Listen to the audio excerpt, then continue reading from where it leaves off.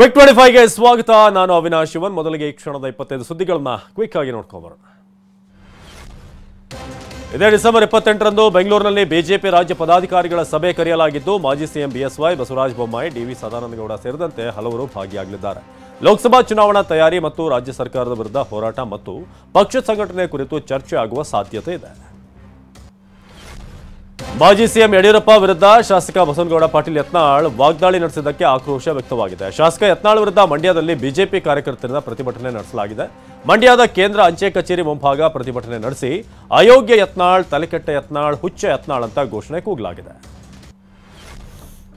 ಇತ್ತ ಮಂಡ್ಯದಲ್ಲಿ ಕೂಡ ಶಿವಾನಂದ ಪಾಟೀಲ್ ಹೇಳಿಕೆ ವಿರುದ್ಧ ಪ್ರತಿಭಟನೆ ನಡೆಸಲಾಗಿದೆ. ಮೈಸೂರು ಹೆದ್ದಾರಿಯಲ್ಲಿ ಪ್ರತಿಭಟಿಸಿದ ಕಾರಣ ಟ್ರಾಫಿಕ್ ಕೂಡ ಅಲ್ಲಿ ಜಾಮ್ ಆಯಿತು. ರೈತರೇ ಭಿಕ್ಷೆ ಬೇಡಿ, ನಿಮಗೆ ಪರಿಹಾರದ ಹಣ ಕೊಡ್ತೇವೆ, ಸಚಿವರೇ ನೀವೇ ಆತ್ಮಹತ್ಯೆ ಮಾಡ್ಕೊಳ್ಳಿ ಅಂತ ಸಚಿವರ ವಿರುದ್ಧ ಆಕ್ರೋಶ ವ್ಯಕ್ತಪಡಿಸಿದ್ರು. ಇದೇ ವೇಳೆ ಮಾತನಾಡಿದ ರೈತ ಮುಖಂಡ ಚುನಪ್ಪ ಪೂಜಾರಿ, ರೈತರ ಬಗ್ಗೆ ನಾಲಿಗೆ ಹರಿಬಿಟ್ಟ ಸಚಿವ ಶಿವಾನಂದ ಪಾಟೀಲ್ ರಾಜೀನಾಮೆಗೆ ಆಗ್ರಹಿಸಿದ್ರು. ರೈತರ ಬಗ್ಗೆ ಪದೇ ಪದೇ ಅವಹೇಳನಕಾರಿ ಹೇಳಿಕೆಯನ್ನು ಕೊಡ್ತಿದ್ದಾರೆ, ರಾಜೀನಾಮೆಯನ್ನು ಸಿಎಂ ಪಡಿಬೇಕು ಅಂತ ಹೇಳಿದ್ರು. ಬರಗಾಲ ಬರಲಿ ಎಂದು ರೈತರಿಗೆ ಆಸೆ ಇರುತ್ತೆ ಅಂತ ಹೇಳಿಕೆ ನೀಡಿದ್ದ ಸಚಿವ ಶಿವಾನಂದ ಪಾಟೀಲ್ ವಿರುದ್ಧ ಅನ್ನದಾತರು ಸಿಡಿದೆದ್ದಿದ್ದಾರೆ. ರೈತ ಮುಖಂಡ ಪ್ರಕಾಶ್ ನಾಯಕ್ ನೇತೃತ್ವದಲ್ಲಿ ಪ್ರತಿಭಟನೆ ನಡೆಸಿ ಬೆಳಗಾವಿಯಲ್ಲಿರುವಂತಹ ಶಿವಾನಂದ ಪಾಟೀಲ್ ಕಚೇರಿಗೆ ನುಗ್ಗಲು ಯತ್ನಿಸಿದರು. ಸಹೋದರನಿಂದ ನೂರಾರು ಮರಗಳ ಮಾರಣ ಹೋಮ ಆರೋಪಕ್ಕೆ ಸಂಬಂಧಪಟ್ಟಂತೆ ಮಾತನಾಡಿದ ಪ್ರತಾಪ್ ಸಿಂಹ, ಕಾಂಗ್ರೆಸ್ ನನ್ನ ಮೇಲೆ ವೈಯಕ್ತಿಕ ದಾಳಿ ಜಾಸ್ತಿ ಮಾಡಿದೆ ಅಂತ ಹೇಳಿದ್ದಾರೆ. ಡಿಸೆಂಬರ್ 16ರಂದು ಆಗಿರುವಂತಹ ಎಫ್ಐಆರ್ನ ಮೊನ್ನೆ ನನ್ನ ತಮ್ಮನ ಹೆಸರಲ್ಲಿ ತಿರ್ಚಿದ್ದು ಯಾಕೆ ಅಂತ ಪ್ರಶ್ನೆ ಮಾಡಿದ್ದಾರೆ. ಸಿದ್ದರಾಮಯ್ಯನವರು ನಿಮಗೆ ತಾಕತ್ತು ದಮ್ಮಿದ್ರೆ ಅಭಿವೃದ್ಧಿ ಇಟ್ಕೊಂಡು ರಾಜಕಾರಣ ಮಾಡಿ ಅಂತ ವಾಗ್ದಾಳಿ ನಡೆಸಿದ್ರು. ಮಂಡ್ಯದಲ್ಲಿ ಮುಸ್ಲಿಂ ಮಹಿಳೆಯರ ವಿರುದ್ಧ ಅವಹೇಳನಕಾರಿ ಹೇಳಿಕೆ ಕೊಟ್ಟಿದ್ದಾರೆ ಅಂತ ಕಲ್ಲಡ್ಕ ಪ್ರಭಾಕರ್ ಭಟ್ ವಿರುದ್ಧ ದೂರು ದಾಖಲಿಸಲಾಗಿದೆ. ವುಮೆನ್ ಇಂಡಿಯಾ ಮೂವ್ಮೆಂಟ್ನಿಂದ ಪುತ್ತೂರು ನಗರ ಮತ್ತು ಉಪ್ಪಿನಂಗಡಿ ಪೊಲೀಸ್ ಠಾಣೆಯಲ್ಲಿ ದಕ್ಷಿಣ ಕನ್ನಡ ಜಿಲ್ಲೆಯ 2 ಪೊಲೀಸ್ ಠಾಣೆಗಳಲ್ಲಿ 2 ಪ್ರತ್ಯೇಕ ದೂರನ್ನು ದಾಖಲಿಸಲಾಗಿದೆ. ಅತ್ಯಂತ ಕೀಳಾಗಿ ಅವಮಾನಿಸಿ ಮತ್ತು ವಿಚ್ಛೇದಿತ ಮಹಿಳೆಯರಿಗೆ ಕಳಂಕ ಹಚ್ಚಿದ್ದಾರೆ ಅಂತ ಆರೋಪಿಸಲಾಗಿದೆ. ಯುವನಿಧಿ ಬಗ್ಗೆ ಮಾತನಾಡಿದ ಸಿಎಂ ಸಿದ್ದರಾಮಯ್ಯ, ಇವತ್ತು ನಮ್ಮ 5ನೇ ಗ್ಯಾರಂಟಿ ಯುವನಿಧಿಗೆ ಚಾಲನೆ ಕೊಡ್ತಿದ್ದೇವೆ. ಇಂದಿನಿಂದ ರಿಜಿಸ್ಟ್ರೇಷನ್ ಶುರುವಾಗುತ್ತೆ. ಜನವರಿ 12ರಿಂದ ನಿರುದ್ಯೋಗ ಯುವಕ ಯುವತಿಯರಿಗೆ ಹಣ ಕೊಡಲಾಗುತ್ತೆ ಅಂತ ಸಿಎಂ ಹೇಳಿದ್ದಾರೆ. ಕೊರೋನಾ ಕಂಟ್ರೋಲ್ಗೆ ಆರೋಗ್ಯ ಸಚಿವರು ಮೀಟಿಂಗ್ ನಡೆಸಿದ್ದು, ಸಭೆಯಲ್ಲಿ ಕೊರೋನಾ ನಿಯಂತ್ರಣದ ಬಗ್ಗೆ ಅಧಿಕಾರಿಗಳ ಜೊತೆ ಚರ್ಚೆ ಮಾಡಿದ್ದಾರೆ. ಅದರಲ್ಲೂ ಹೊಸ ವರ್ಷಕ್ಕೆ ಬೆಂಗಳೂರಿಗೆ ಹೊಸ ಗೈಡ್ಲೈನ್ಸ್ ಬಗ್ಗೆ ಚರ್ಚೆ ನಡೆದಿದೆ ಅಂತ ಹೇಳಲಾಗ್ತಿದೆ. ಆರೋಗ್ಯ ಇಲಾಖೆ ಮಾಸ್ಕ್ ರೂಲ್ಸ್ ಜಾರಿಗೆ ಮನವಿ ಮಾಡಿದ್ದು, ತಜ್ಞರು ಮಾಸ್ಕ್ ರೂಲ್ಸ್ ಜಾರಿಗೆ ಹಿಂದೇಟು ಹಾಕಿದ್ದಾರೆ ಎನ್ನಲಾಗಿದೆ. ಸಿಎಂ 100 ಹೊಸ ಬಿಎಂಟಿಸಿ ಎಲೆಕ್ಟ್ರಿಕ್ ಬಸ್ಗಳ ಸಂಚಾರಕ್ಕೆ ಚಾಲನೆ ನೀಡಿದ್ರು. ವಿಧಾನಸೌಧದ ಮುಂಭಾಗ ನಡೆದಂತಹ ಕಾರ್ಯಕ್ರಮದಲ್ಲಿ ಸಿಎಂ ಸಿದ್ದರಾಮಯ್ಯ ಹಸಿರು ನಿಶಾನೆ ತೋರಿಸಿದ್ರು. ಈ ವೇಳೆ ಡಿಸಿಎಂ ಡಿಕೆ ಶಿವಕುಮಾರ್, ಸಾರಿಗೆ ಸಚಿವ ರಾಮಲಿಂಗಾರೆಡ್ಡಿ ಸೇರಿದ ಹಾಗೆ ಸಾರಿಗೆ ಇಲಾಖೆ ಅಧಿಕಾರಿಗಳು ಉಪಸ್ಥಿತರಿದ್ದರು. ಇನ್ನು ಚಾಲನೆ ನೀಡಿದ ಬಳಿಕ ಸಿಎಂ ಡಿಸಿಎಂ ಹೊಸ ಬಸ್ನಲ್ಲೇ ಪ್ರಯಾಣ ಮಾಡಿದ್ರು. 2024ರ ವೇಳೆಗೆ 1600 ಬಸ್ಗಳು ಸೇರ್ಪಡೆ ಆಗುತ್ತೆ ಅಂತ ಸಿಎಂ ಸಿದ್ದರಾಮಯ್ಯ ಭರವಸೆ ನೀಡಿದ್ದಾರೆ.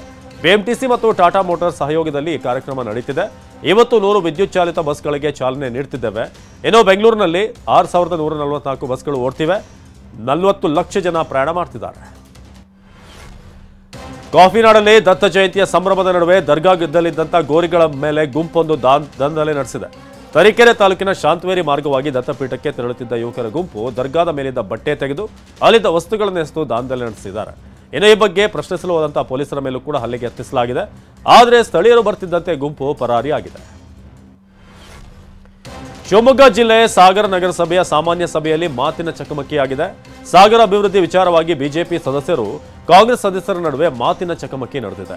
ಶಾಸಕ ಬೇಳೂರು ಗೋಪಾಲಕೃಷ್ಣ ಎದುರೇ ಗಲಾಟೆ ನಡೆದಿದ್ದು, ಬಿಜೆಪಿ ಸದಸ್ಯರು ಬಾವಿಗಿಳಿದು ಆಕ್ರೋಶ ವ್ಯಕ್ತಪಡಿಸಿದರು. ಈ ವೇಳೆ ಬೇಳೂರು ಸಮಾಧಾನ ಪಡಿಸಲು ಯತ್ನಿಸಿದರು. ಬೆಂಗಳೂರಿನ ಕೆಆರ್ಪುರಂ ಪೊಲೀಸರು 5 ದರೋಡೆಕೋರರನ್ನು ಅರೆಸ್ಟ್ ಮಾಡಿದ್ದಾರೆ. ಭರತ್, ಅರುಣ್ ಸ್ವಾಮಿ, ರೋಹಿತ್, ದರ್ಶನ್, ಆದರ್ಶ್ ಬಂಧಿತ ಆರೋಪಿಗಳಾಗಿದ್ದಾರೆ. ಲವರ್ಸ್ಗಳನ್ನ ಟಾರ್ಗೆಟ್ ಮಾಡಿ ದೋಚುತ್ತಿದ್ದ ಖದೀಮರು ಲವರ್ಗಳ ಬಳಿ ಮೊಬೈಲ್, ಬೆಲೆ ಬಾಳುವಂತ ವಸ್ತುಗಳನ್ನು ದೋಚಿಕೊಂಡು ಪರಾರಿ ಆಗ್ತಿದ್ರು. ಆರೋಪಿಗಳ ವಿರುದ್ಧ ನಗರದ ಬೇರೆ ಬೇರೆ ಕಡೆ ಕೃತ್ಯ ಮಾಡಿರುವುದು ಬೆಳಕಿಗೆ ಬಂದಿದೆ.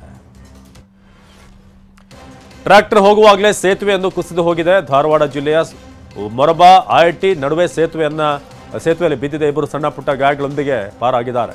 ಯೋಗೇಶ್ ತೋಟದ ಕುಟುಂಬ ತುಪ್ಪರಿ ಹಳ್ಳಕ್ಕೆ ಕಟ್ಟಲಾದಂತಹ ಸೇತುವೆ ಮೇಲೆ ಹೋಗುವಾಗ ಅಪಘಾತ ಸಂಭವಿಸಿದೆ. ಸದ್ಯ ಟ್ರ್ಯಾಕ್ಟರ್ ಸೇತುವೆ ಮಧ್ಯೆ ಸಿಲುಕಿದೆ. ಭತ್ತ ಕಟಾವು ಮಾಡುವ ಮಿಷನ್ ಬಾಡಿಗೆಗೆ ಪಡೆದಿದ್ದಂತಹ ಕಾಂಗ್ರೆಸ್ ಮುಖಂಡ ಅದರ ಬಾಡಿಗೆ ಕೇಳಿದ್ರೆ ಹಲ್ಲೆ ಮಾಡಿರುವಂತಹ ಆರೋಪ ಕೇಳಿ ಬಂದಿದೆ. ಯಾದಗಿರಿಯ ಹುಣಸಗಿ ತಾಲೂಕಿನ ಗೆದ್ದಲಮರಿ ತಾಂಡದಲ್ಲಿ ಘಟನೆ ನಡೆದಿದೆ. ಬರಬೇಕಿದ್ದ 1 ಲಕ್ಷ ಬಾಡಿಗೆ ಕೊಡಿ ಅಂದ್ರೆ ಹಲ್ಲೆ ನಡೆಸಿದ್ದಾರೆ ಅಂತ ಕಾಂಗ್ರೆಸ್ ಮುಖಂಡ ಕೃಷ್ಣ ಜಾಧವ್ ವಿರುದ್ಧ ತಿರುಪತಿ ಚೌಹಾಣ್ ಆರೋಪ ಮಾಡಿದ್ದಾರೆ. ತುಂಬೆವೆಂಟೆ ಡ್ಯಾಂ ನೀರಿನಿಂದ ಕೃಷಿ ಭೂಮಿ ನದಿ ಪಾಲಾಗ್ತಿದೆ ಅಂತ ಬಂಟ್ವಾಳದ ಡ್ಯಾಂಗೆ ಮುತ್ತಿಗೆ ಹಾಕಿ ರೈತರು ಆಕ್ರೋಶ ವ್ಯಕ್ತಪಡಿಸಿದ್ದಾರೆ. ಇನ್ನು ಡ್ಯಾಂ ಗೇಟ್ ಬಳಿ ತಡೆದಿದ್ದಕ್ಕೆ ಪೊಲೀಸರ ವಿರುದ್ಧ ರೈತರು ಕಿಡಿಕಾರಿದ್ದಾರೆ. ಡ್ಯಾಂ ಗೇಟ್ ಬಳಿ ತಡೆದಿದ್ದಕ್ಕೆ ಪೊಲೀಸರ ವಿರುದ್ಧ ಆಕ್ರೋಶ ವ್ಯಕ್ತವಾಗಿದೆ.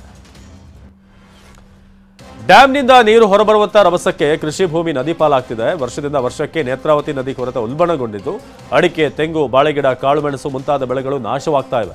ಇದರಿಂದ ಕೃಷಿಯನ್ನೇ ನಂಬಿಕೊಂಡಂತಹ ಸುಮಾರು 9 ಕುಟುಂಬಗಳು ಕಂಗಾಲಾಗಿದ್ದು ಎಂದು ಡ್ಯಾಂಗೆ ಬೀಗ ಜಡಿದು ಪ್ರತಿಭಟನೆಗೆ ಮುಂದಾಗಿದ್ದಾರೆ.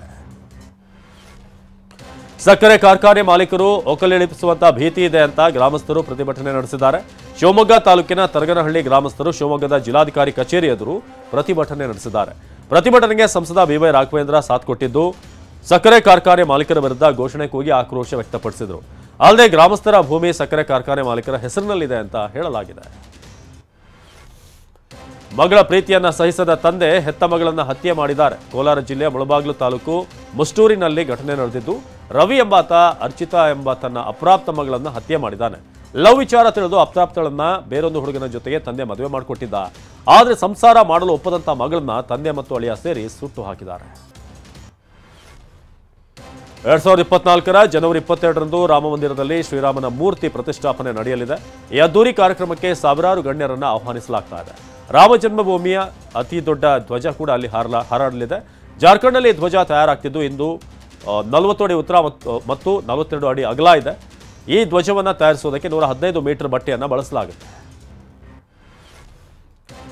ಟ್ರಾಫಿಕ್ ಜಾಮ್ನಿಂದ ತಪ್ಪಿಸಿಕೊಳ್ಳುವುದಕ್ಕೆ ಚಾಲಕನೊಬ್ಬ ಕಿಡಿಗೇಡಿತನ ಮಾಡಿದ್ದಾನೆ. ಟ್ರಾಫಿಕ್ ಜಾಮ್ ತಪ್ಪಿಸಲು ಭೂಪನೊಬ್ಬ ಹಿಮಾಚಲ ಪ್ರದೇಶದ ಲಹೌಲ್ ಕಣಿವೆಯ ಚಂದ್ರಾ ನದಿಗೆ ಥಾರ್ ಎಸ್ಯುವಿ ಕಾರನ್ನು ಇಳಿಸಿದ್ದಾನೆ.